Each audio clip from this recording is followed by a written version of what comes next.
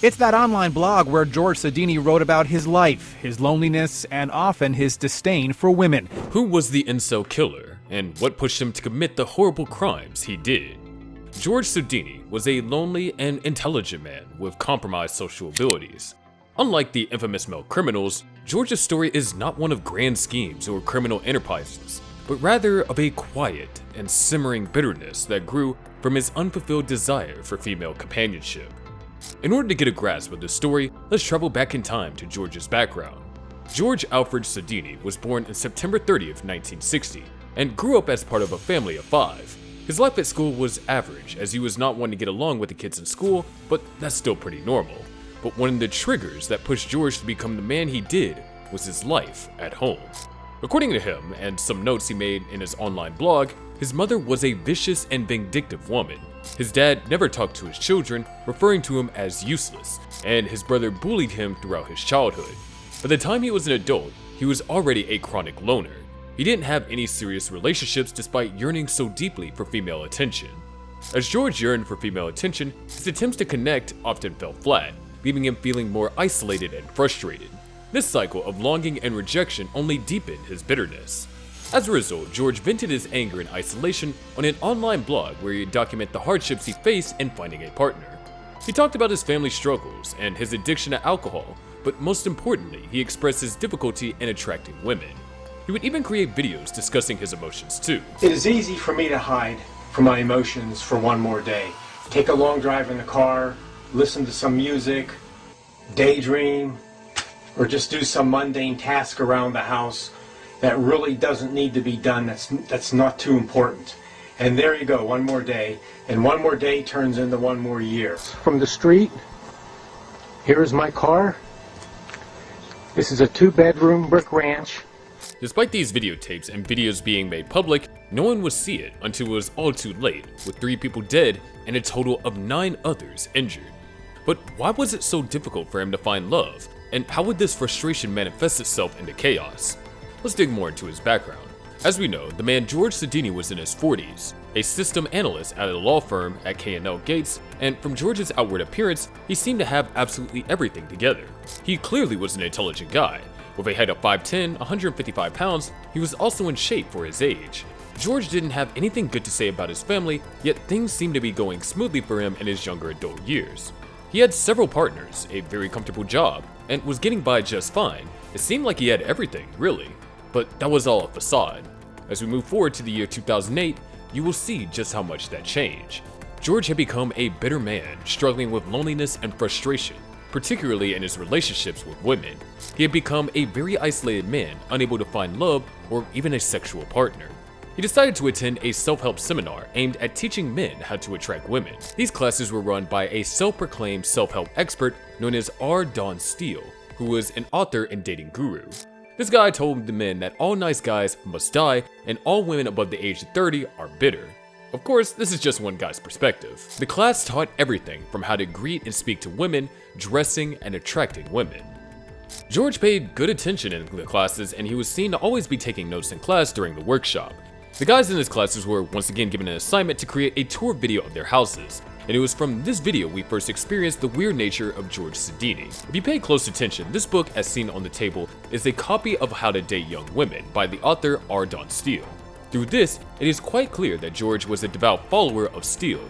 His loneliness and insecurity was so bad that all he read about and researched about was dating young women. The weirdest part of this was the video itself. He felt like he was advertising himself as a person, which makes it rather uncomfortable to watch. One more thing to note is that the fact that George had no plant, pet, or family pictures. After all the seminars George attended, he didn't see any progress. A lady in the classes mentioned that every other person who attended these seminars have improved and gotten really comfortable with women, but George hadn't. But even with all these classes, George continued to scare women away with his weird personality and lack of confidence. One of his most notable moments happened inside of a church. Ever since March of 2004, he's been attending a local church, Tetelestai Church. Even his pastor mentioned that he was a regular attendee until 2006, when an incident occurred. Others in attendance noticed his strange behavior towards women. He kept on staring at a particular woman and making regular advances. He He was so delusional that he thought that he was in a relationship with her. He even made mentions of her as his girlfriend in his blogs, which is obviously far from the truth. The police had to get involved and George eventually left the church and no arrests were made. He then decided to join a gym to probably increase his confidence and his looks, but the women he met at the gym only frustrated him more. It seems like he was doing everything he could to help himself, but he always ended up getting disappointed. With this feeling of unfulfillment, he created his own blog under his domain of georgesodini.com. And although he was reserved in those workshops, he would really open up about his feelings and thoughts on his website. For 9 months on his blog, he chronicled the constant rejection he received from the women in his life and expressed his sexual frustration. His first noteworthy post began on December 22, 2008. He wrote, "Time is moving along. Plan to have it done already. I will just keep a running log here as time passes. Many of the young girls here look so beautiful as to not be human, very edible. Calling young girls edible was a sign of George's crooked mindset." Let's continue. "After joining this gym, I started lifting weights and liked it. Much info about weight programs, diet, etc. on the web or anything for that matter. Instead of TV, I can Google for many hours to relax. TVs and most movies are dull. From time to time, we get to see the optimistic side of George, but he never fails to let his pessimistic side take control. He desperately craved affection, yet he was never able to find it. He also admitted that he hadn't had sex for over 18 years and hadn't slept next to a woman overnight since 1982, which was over 26 years at the time. No sex since July 1990 either. I was 29. No shit, over 18 years ago. Recent images of him showed that he was in really good shape with no unattractive social features, but George still struggled to find a reason for his bad luck with women. It was quite clear that George's mental health deteriorated over the Christmas holiday. By now, George had convinced himself that he was destined to die alone, and that he would never be intimate with a woman again. And so, with that in mind, he figured, why bother living? And that is what George meant as the exit plan. But George was so annoyed at other women and their decision to date other men, and so he wanted to make them pay for suffering. George's so-called exit plan was for him to head to the gym and take out as many lives as possible before taking his own. Despite his disturbing blog entries and online rants, George had no criminal record prior to the tragic events that unfolded. And remember, all of these posts were publicly visible. It is quite the shock that no one really paid attention to them. He posted one day showing his optimistic side once again. "I actually look good. I dress good and clean shaven, bathe, touch a cologne. Yet 30 million women rejected me over an 18 to 25 year period. That's how I see it. 30 million is my rough estimate how many desirable single women there are. And this is the type of life I see as a closed world with me specifically and totally excluded. Flying solo for many years is a destroyer, yet many people say I'm easy to get along with. Looking back, I owe nothing to desirable females who ask for anything except basic courtesy, usually." He would post again only 3 days later to mention his family. He described his father as a useless sperm donor, his mother as very dominant, and his brother as a bully. George also claimed that his pastor allegedly taught him that you could still go to heaven even after committing mass murder. It was quite clear that this is untrue and was likely left to make his pastor feel guilty as retaliation for the church incident. And on the day before his planned attack, he posted, "Tomorrow should be good. Life is just playing games. No matter how many changes I try to make, things will always stay the same. I see 20-something couples everywhere. I think those years slip right by me. Why should I continue another 20 plus years alone? I will just work, come home, eat, maybe do something, then go to bed alone for the next day of the same thing. I cannot wait for tomorrow." Oh, you think that was all? Thankfully it wasn't. The next day, George had a sudden change of heart at the last moment. He posted on his blog saying, "It's 8:45 p.m. I chickened out. Shit. I brought the loads of guns. Everything. Hell."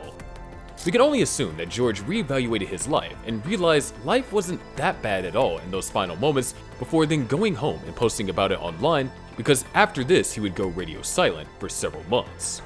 But between April and August of that year, he would make a lot of posts on his blog. Here are some of the most important ones. April 24th. I predict I won't survive the next layoff. That is when there is no point to continue. Right now, life is bearable and I can get by indefinitely. Something bad must happen. The paycheck is all I have left. May 4th. What is it like to be dead? I always think I'm forgetting something. That's one reason why I postpone. Similar to when you leave to get in your car to go somewhere. You hesitate with a thought, what am I forgetting? In this case, I cannot make a return trip. May 18th. I actually had a date today. women just don't like me. There are 30 million desirable women in the US, and I cannot find one. Not one of them finds me attractive. George seemed to be confused. He went on dates from time to time, but still mentions that he doesn't see women often. May 29th. Another lonely Friday night. I'm done. This is so much. June 5th. I was reading several posts on different forums, and it seems like many teenage girls have sex frequently. One 16-year-old does it usually 3 times a day with her boyfriend. So after a month of that, this little hoe has had sex more than me in my entire life, and I'm 48. One more reason. Thanks for nada. Bitches bye. On July the 20th, George commented about getting a promotion and a raise. It seems the layoff didn't happen after all. Despite the positive change in George's life, he continued focusing on the negatives. He didn't seem to care anymore about the good things in his life. July 23rd. Wow. I just looked out my front window and saw a beautiful college girl leave Bob Fox's house. I hope he got a good lay today. College girls are hoes. I masturbate frequently. He is about 45 years old. She is a long-haired hot little hottie with a beautiful body. I masturbate frequently. Some were simply meant to walk a lonely path in life. He never contemplated if the younger women who left his neighbor's house were a colleague, family member, or friend. In his final written entry, which was dated August the 3rd, George said the following. I took off today and tomorrow to practice my routine and make sure it's well polished. I need to work out every detail here. There is only one shot. I also need to completely immerse myself in something before I can be successful. I haven't had a drink since Friday at about 2:30. Total effort needed. Tomorrow is the big day. Maybe soon I will see God and Jesus. At least that was what I was told. Eternal life does not depend on work. If it did, we'd all be in hell. I will not try to add any more entries because this computer clicking distracts me. Also, any of the practice papers left on my coffee table I use, or the note in my gym bag can be published freely. I will not be embarrassed because, well, I will be dead. Death lives. George was fully convinced this time, and tragically, the very next day on August 4th of 2009, he traveled to his gym and executed his plan. That day, George entered the gym at 11 a.m. and left shortly after. He headed to a local restaurant just across the parking lot. He returned at 7:40 p.m. and left once again, and that's when he called his mom. He then returned to the LA Fitness Center. During this time, the room was filled with members taking a yoga class, mostly women. George then placed the duffel bag down on the ground, turned the lights off, took out 2 handguns, and then began firing into a crowd of 20 people. A total of 52 shots were fired with 2 Glock semi-automatic pistols, with all these shots being reported to last just over a minute. Moments later, he pulled out a .45 caliber revolver and took his own life, and when the police entered the gym, they found his body over that weapon. This tragedy will result in the death of 3 of those women, with an additional 9 other injured, and 5 of those being critically injured. Thankfully though, all 9 of them would go on to make a full recovery. But it was too late for 3 of those women. Heidi Overmeyer, age 46, Elizabeth Gannon, age 49, and Jody Billingsley, age 38, were all sweet and happy people who related with everyone around them. On August the 6th of 2009, approximately 75 people, including friends, women rights advocates, and local officials, held a vigil at the Pittsburgh City Council building in downtown Pittsburgh. It was here that Jody, Elizabeth, and Heidi were remembered for their impact on those around them. Shortly after the shooting, people around the world began to take notes of George Sodini's online blog, a website that revealed his plans for many months before the attack. George Sodini will be forever known as the socially awkward man that became the Incel killer. What do you think about this case? Let me know in the comments below. Thanks for watching, and see you in the next video.